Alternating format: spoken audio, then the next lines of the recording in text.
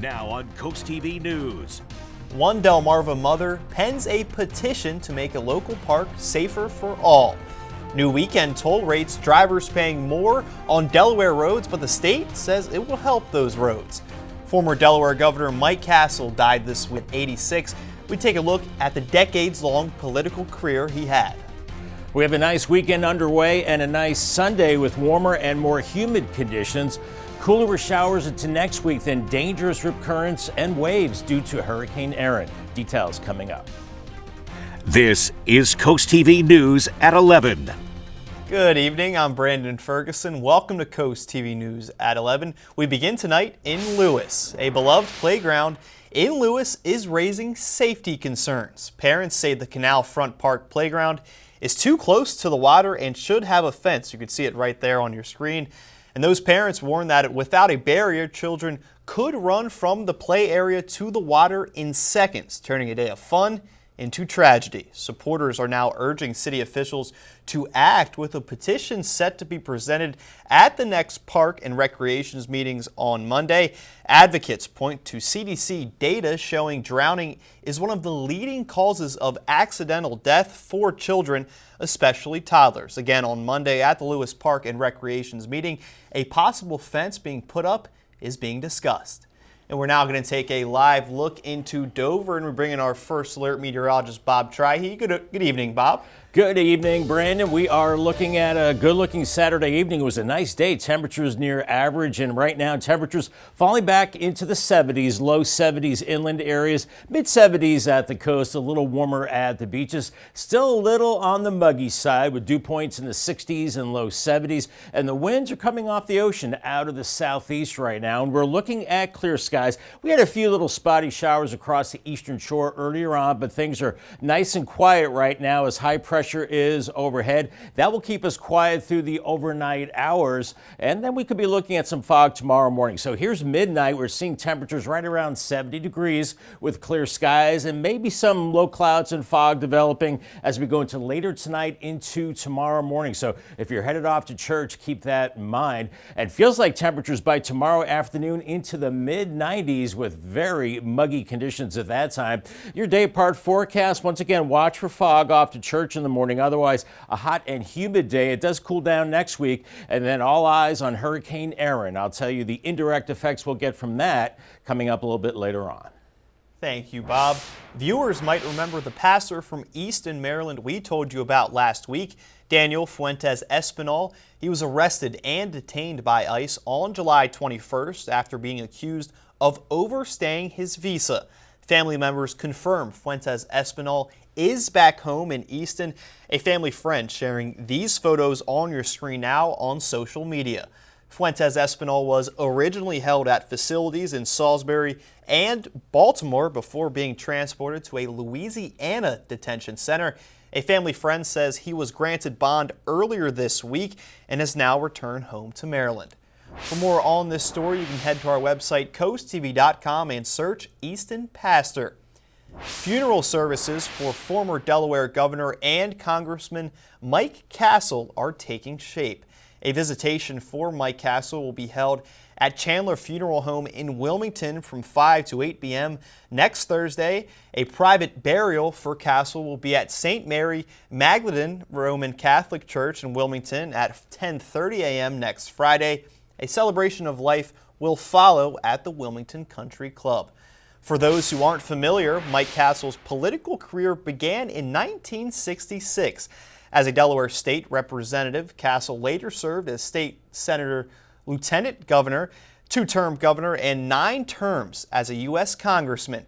Castle was a moderate Republican. Welfare reform was one of his biggest accomplishments, as well as help for diabetics. To this day, he's the last Republican to serve as governor or in Delaware's congressional delegation.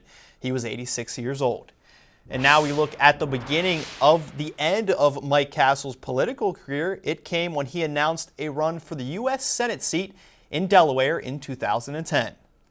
The end of Mike Castle's political career began here. I am here today to announce that I will be a candidate for the United States Senate. Announcing he would run for the U.S. Senate seat vacated by Joe Biden. Castle was known as a moderate Republican, but he was toppled in the Republican primary by Tea Party favorite Christine O'Donnell. The Tea Party movement focused on reducing the size of the government and limiting government oversight. O'Donnell made national news when she put out this campaign ad.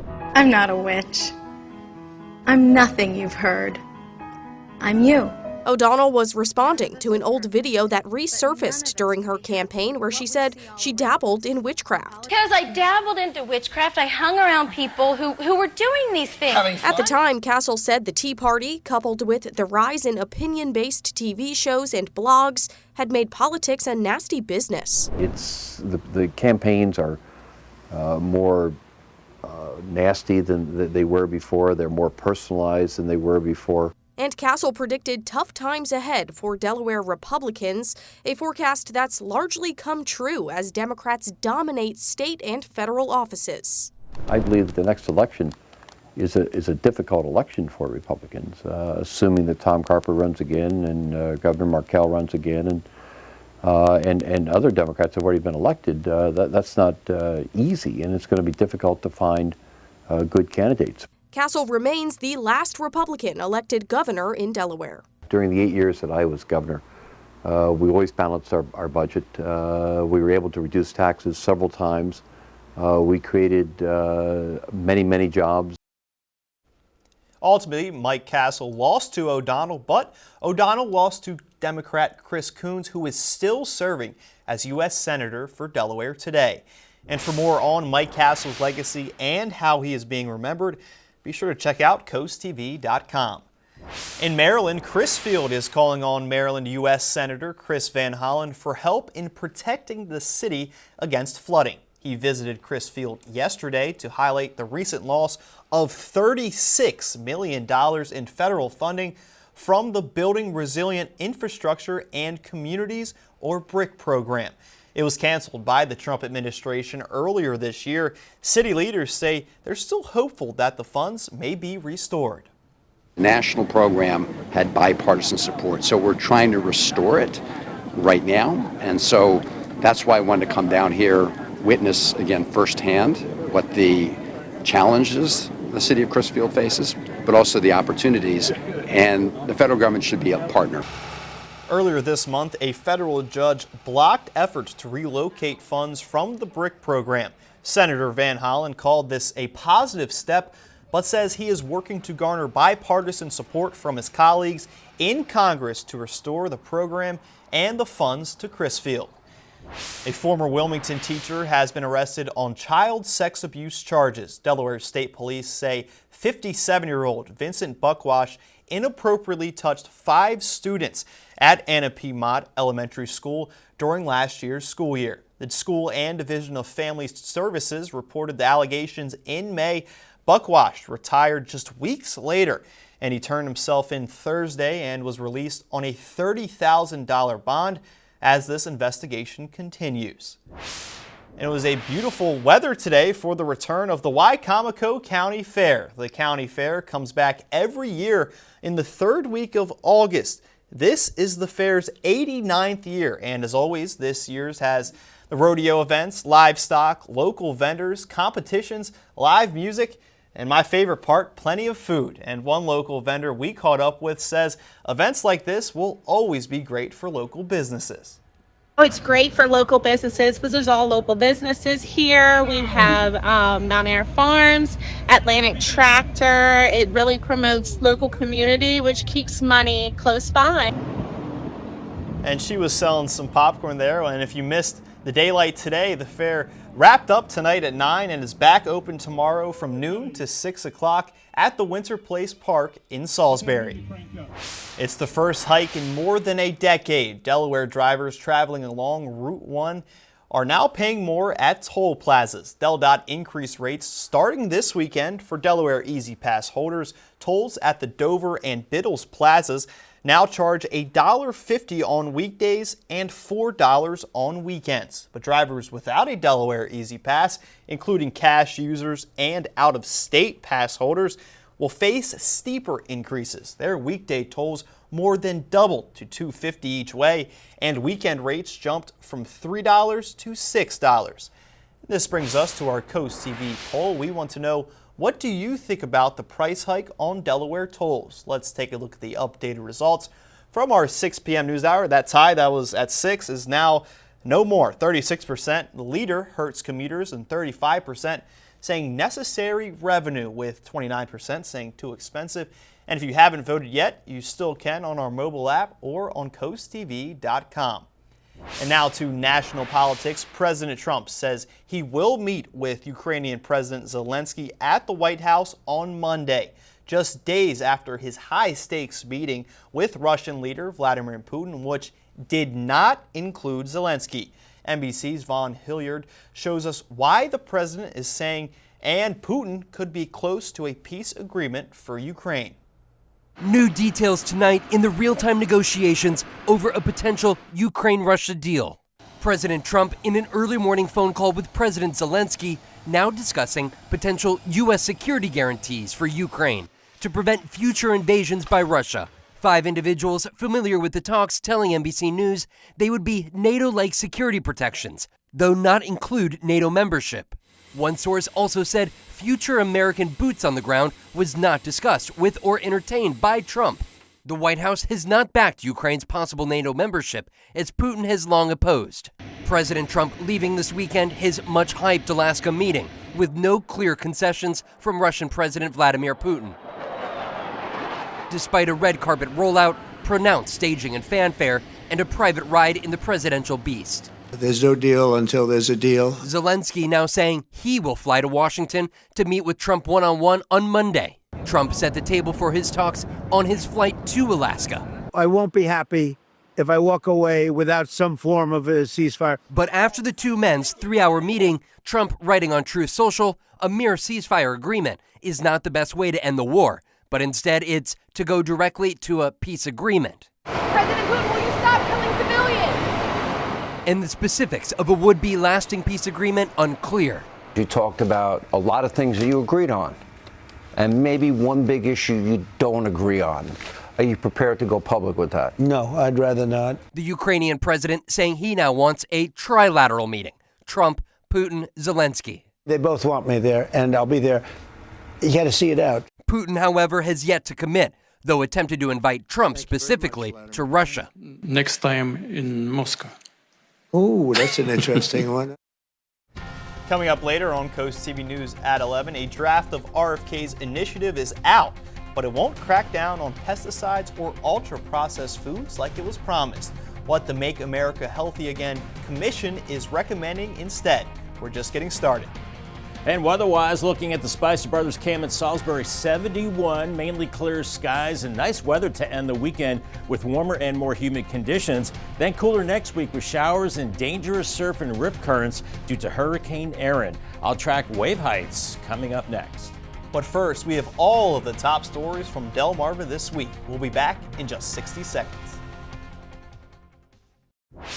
From porn bombing in Fenwick Island to Alana Berry being sworn in, there was a lot going on this week here on the coast. Charlie Sakaitis has a look at our week in review.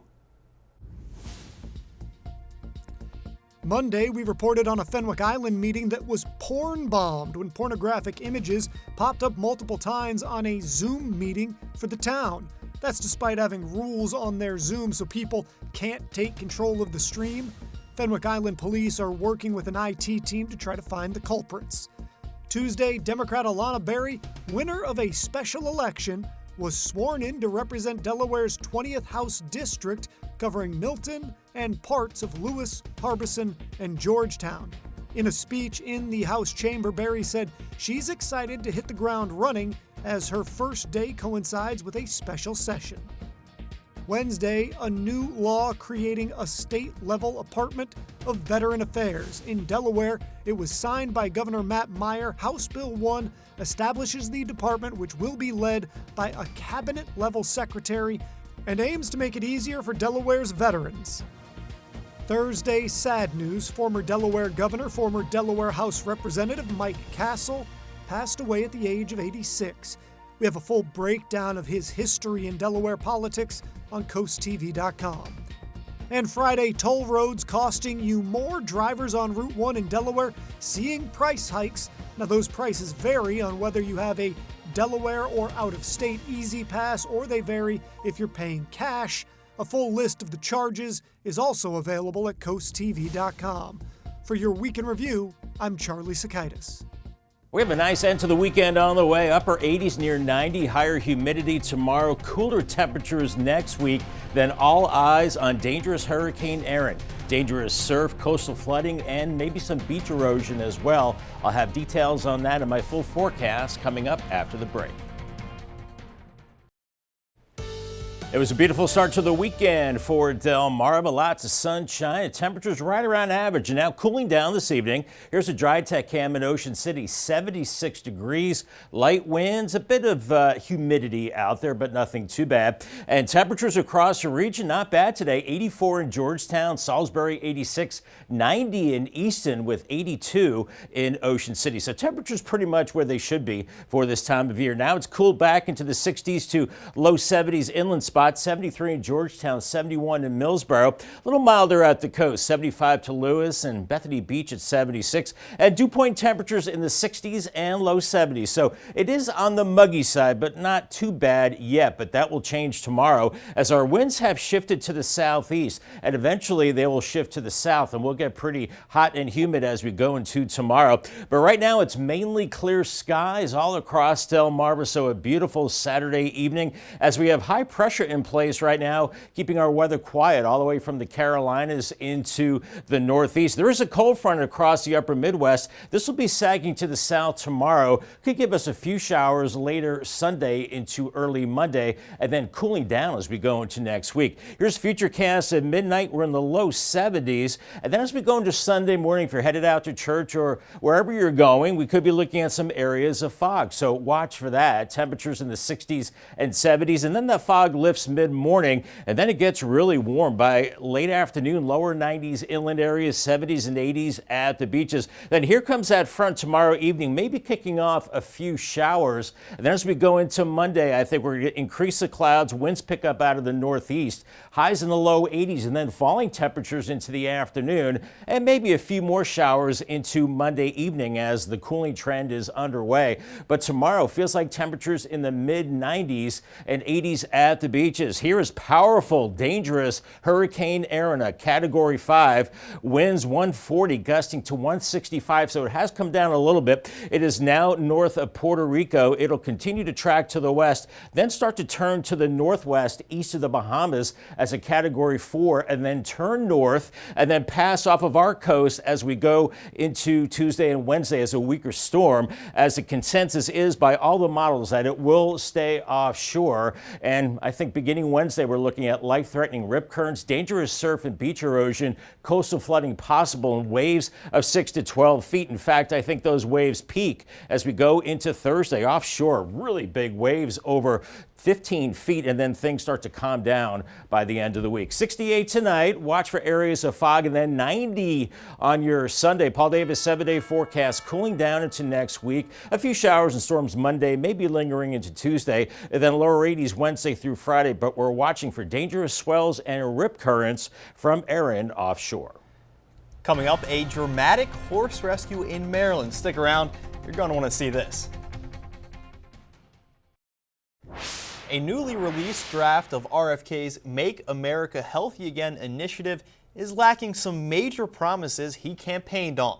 The report does not call for a previously mentioned crackdown on ultra-processed foods or farm-used pesticides. Instead, RFK's team says agencies will prioritize research and technology to help farmers reduce pesticide use. Here on Delmarva, a dramatic and unusual animal rescue out of Maryland after a runaway horse fell into a deep dry well. Kim Daishi shows us the latest. There he is coming up out of the hole. It was shocking, to say the least, because there aren't any horses really around here that I know of. And it was much deeper before all the dirt fell in. But Thursday morning, Ron Riley got a call at work around 7, telling him a horse had fallen through the plywood and was stuck in the hole 8 to 10 feet deep.